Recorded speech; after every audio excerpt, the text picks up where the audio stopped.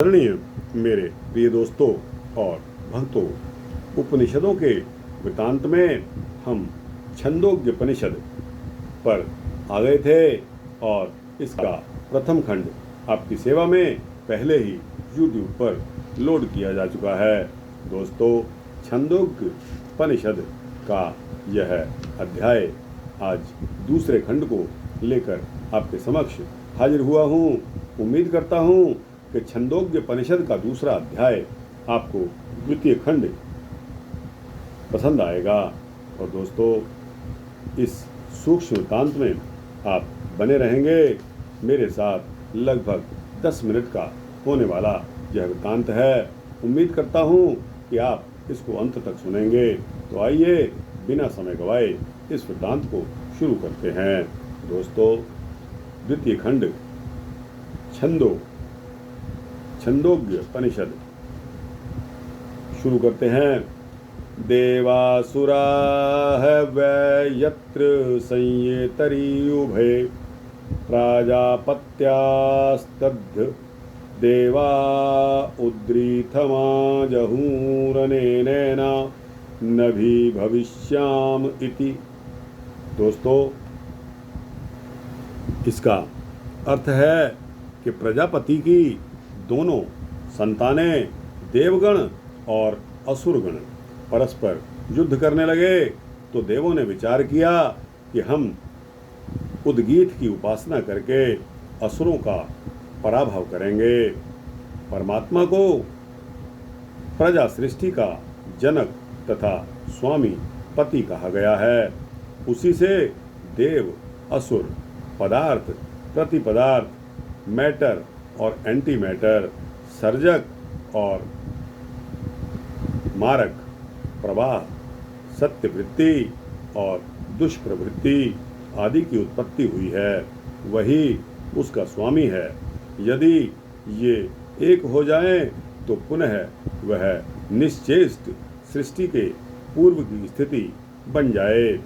इसीलिए वे दोनों पक्ष अपने अपने निर्धारित पुरुषार्थ में प्रवृत्त रहते हैं। मनुष्य अपने संकल्प से किसी भी प्रवाह को फलित कर सकता है। आसुरी प्रभाव से बचने के लिए उद्गीथ साधना का विधान बतलाया गया है।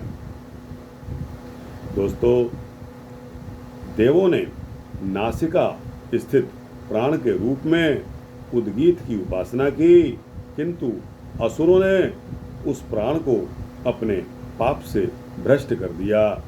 पाप से बींधने के कारण ही वह प्राण सुगंध एवं दुर्गंध दोनों को ग्रहण करता है।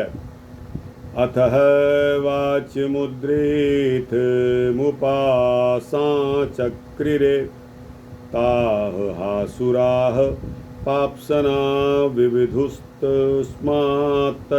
भयं वदति सत्यं चानृतं च पाप्ना होशा विद्धा।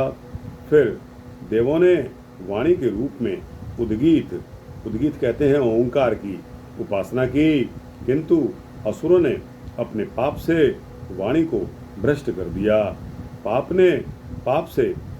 पाप से बींधे जाने के कारण वाणी सत्य और झूठ बोलने लगी। फिर देवों ने चक्षुरूप ओंकार की उपासना की, किंतु असुरों ने अपने पाप से उसे भी नष्ट कर दिया। पाप से बींधे जाने के कारण नेत्र देखने योग्य और ना देखने योग्य दोनों को देखने लगे। फिर देवों ने श्रोत्र रूप ओंकार की उपासना की, तब असुरों ने अपने पाप से उसे भ्रष्ट कर दिया। पाप से बींधे जाने के कारण श्रोत्र सुनने योग्य और ना सुनने योग्य सभी बातों को सुनता है। फिर देवों के मन में इसके पश्चात देवों के मन के रूप में ओंकार की उपासना की, तब असुरों ने अपने पाप से उसे भी नष्ट कर डाला। पाप से बींधे जाने के कारण मन विचारने योग्य और न विचारने योग्य सभी बातों का विचार करने लगा। यहाँ ऋषि ने स्पष्ट किया है कि इंद्रियों से संबंधित प्राणी से भी उद्गीत साधना की जा सकती है, किंतु थोड़ा भी चूकने पर आसुरी प्रवाह उसमें विकार विक्षेप डाल सकते हैं। आगे समझाया गया है कि मुख्य प्राण से उद्गीत अर्थात ओंकार साधना करने पर आसुरी प्रपंच असफल हो जाते हैं। इसके पश्चात देवों ने मुख्य प्राण के रूप में ओंकार की उपासना की। असुरों ने उसे भी पापयुक्त करना चाहा, पर उसके निकट जाकर वे ऐसे ध्वस्त हुए जैसे कठोर चट्टान से टकराकर मिट्टी का ढेला चूर चूर हो जाता है। जिस प्रकार अभेद्य चट्टान से टकराकर मिट्टी का ढेला विदीर्ण हो जाता है, उसी प्रकार वह व्यक्ति विनष्ट हो जाता है जो ओंकार के इस रहस्य को जानने वाले के प्रति पापयुक्त आचरण या दुर्व्यवहार करता है। क्योंकि वह मुख्य प्राण का उपासक अभेद्य चट्टान की तरह दृढ़ होता है। इसलिए उपासक को अपनी भक्ति में दृढ़ रहना चाहिए। नैवेतन सुरभीना दुर्गंधे बीजानात्य पहत पापाहोश तेन यद श्रुति यत्तिवति तेनेतरान प्राणानवति एतमु एवान्ततो वित्तोक्तकमति व्याददाएत्येव वातांत इति। इस मुख्य प्राण के द्वारा मनुष्य सुगंध या दुर्गंध का अनुभव नहीं करता। क्योंकि वह पाप से संयुक्त नहीं है। मनुष्य तो कुछ खाता पीता है। मनुष्य जो कुछ भी खाता पीता है उसके द्वारा वह समस्त इंद्रियों के प्राणों को पोषण प्रदान करता है। अंतकाल में वह प्राण द्वारा अन्न ग्रहण नहीं करता तो समस्त इंद्रियों के प्राणों का उत्क्रमण हो जाता है और मुख फटा रह जाता है। शरीरस्थ मुख्य प्राण जब ओंकार उच्च श्रेष्ठ भाव ओंकार साधना में प्रवृत्त होता है तो वह आहार को पचाते समय उसके भी उच्च संस्कार को जगा देता है। आहार के माध्यम से इंद्रिय स्थित प्राणों के पोषण से क्रम में वही उच्च संस्कार उन्हें विकारों के आक्रमण से बचा लेता है। आगे मुख्य प्राण की व्याख्या भी दी गई है। अंगिरा ऋषि ने पहले मुख्य प्राण के रूप में ओंकार की ही उपासना की थी, अतः प्राण को अंगिरस भी कहा गया है। क्योंकि वह संपूर्ण अंगों का रस या आधार है। तेन तः बृहस्पतिरुत्थित मुपासा चक्र एतमु एव बृहस्पतिम मन्यन्ते वाग्य बृहति तस्या एष पतिः। इसी प्रकार बृहस्पति देव ने भी उस मुख्य प्राण के रूप में ओंकार की उपासना की, अतः प्राण को बृहस्पति भी कहा गया।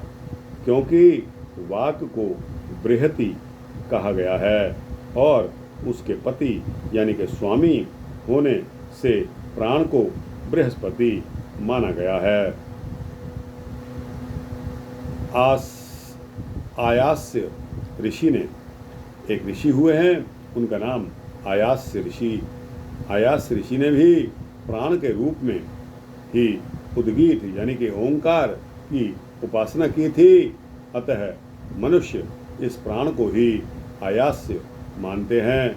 क्योंकि यह प्राण आस्य अर्थात मुख से निष्क्रमण करता है।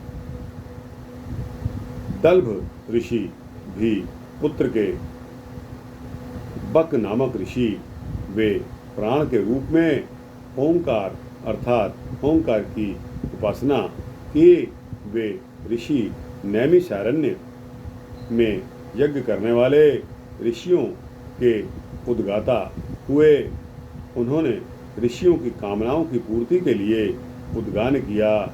जिसने उद्गीत साधना की है, यानी कि ओंकार की साधना की है, ऐसे साधक यज्ञ आदि कार्यों के समक्ष उनके संकल्प के अनुरूप अपने प्राणों को तरंगित करके उसी भाव से पूरे वातावरण को भर देने में समर्थ होते हैं।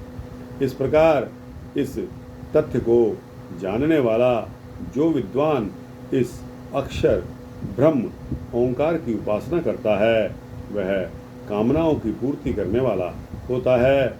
यह शरीर को आध्यात्मिक उपासना का वर्णन है। यह शरीर की आध्यात्मिक उपासना का वर्णन है। आगाताः वै कामनां भवति य एतदेवं विद्वान् शरणीमुत्थितमुपास्तु इत्यध्यात्मम्। तो दोस्तों, इस प्रकार इस तथ्य को जानने वाले विद्वान जो इस अक्षर यानी कि ब्रह्म ओंकार की उपासना करता है, वह कामनाओं की पूर्ति करने वाला होता है।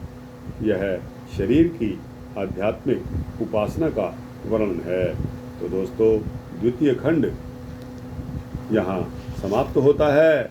द्वितीय खंड आपको छंदोग्योपनिषद के बारे में मैंने आपको बताया। दोस्तों, यह वृत्तांत आपको कैसा लगा? अच्छा लगा हो तो इसको लाइक और शेयर करते हुए अपने दोस्तों, भक्तों, मित्रों, जिज्ञासुओं तक पहुंचाइए। कमेंट सेक्शन में अपनी राय देकर इस चैनल को सब्सक्राइब करेंगे तो आपको इसी तरह के सूक्ष्म भक्ति वृत्तांत मिलते रहेंगे। जय श्री सीतारामचंद्र भगवान की जय।